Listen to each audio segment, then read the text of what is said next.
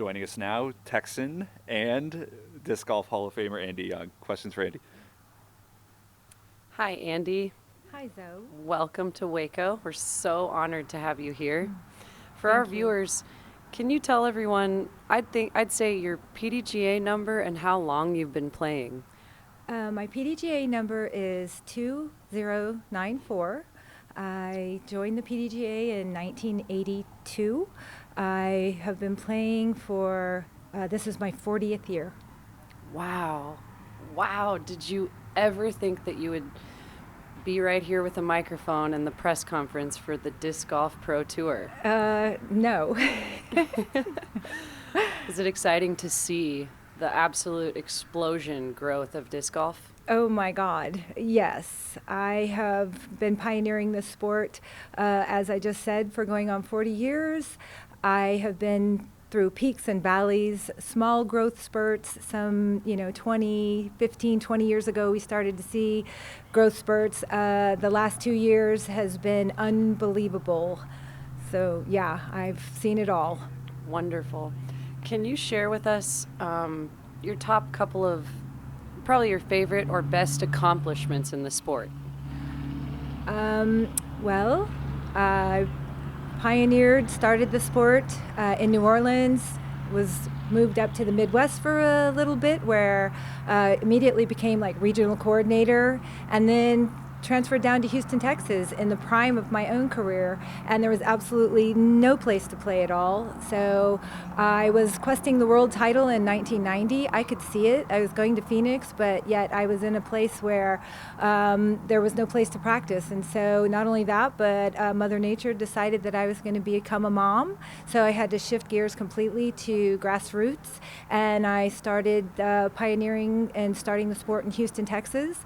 We went from 1989 to having 0 courses, and today I believe somewhere from in the 100-mile radius we probably have close to 100 now. Wow. I've had a lot of help with that along the way, of course, but yeah, that's one of my proudest accomplishments. It's incredible to hear you say Houston, Texas had no courses. I think of Texas as one of the states to be considered a hotbed of disc golf, and I guess my question for you is, what's your favorite place to go and enjoy a casual round now? There's a couple of them. One in particular is we own a golf and disc golf facility. 2004, the owner asked me to come and see if disc golf would work on his golf course.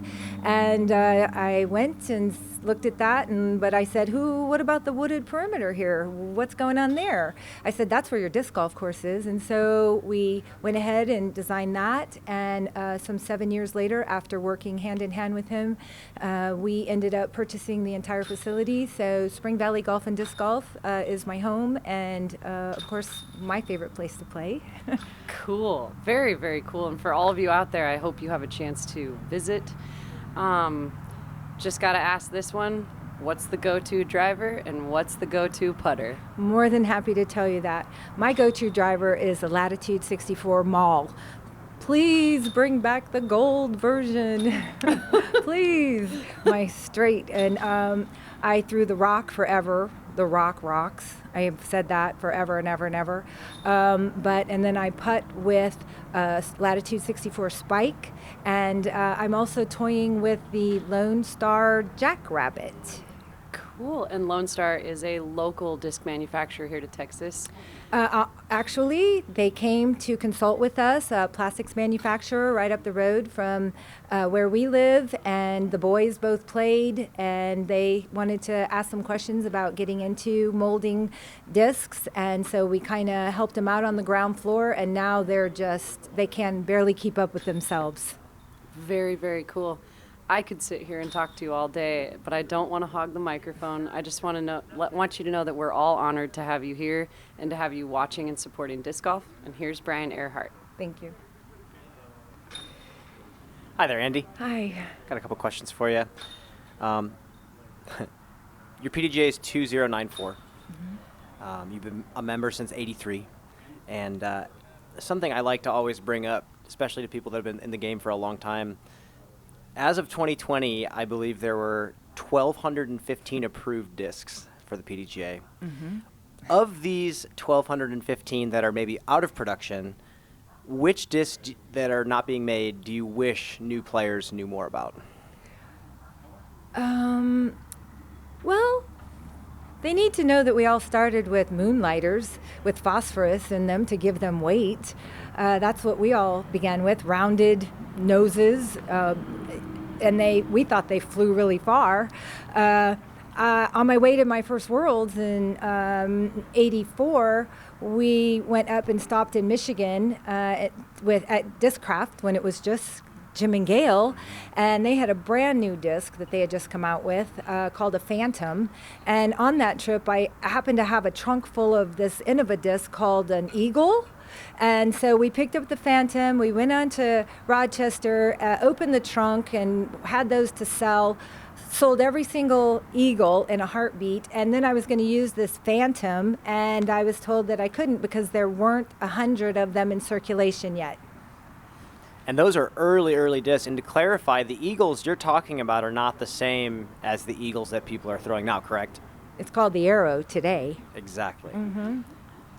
I also know that you started out playing just Frisbee. You started doing overall competitions, freestyle, with the older Frisbees and Whammos that we used to see. With how big disc golf and Ultimate have gotten over the years, do you think overall could ever make a resurgence? You know, freestyle is such an unbelievable art. And I would love to see a resurgence of freestyle and the accuracy competitions, accuracy, distance, self-caught flight, discathon. I mean, discathon on a disc golf course today is so fun. So yes, I think I would like to see that. I was lucky enough to be around. I started as a freestyler, and I was lucky enough to be around to see the likes of the Coloradicals and Jim Schmall and Deaton Mitchell were good friends of mine, actually.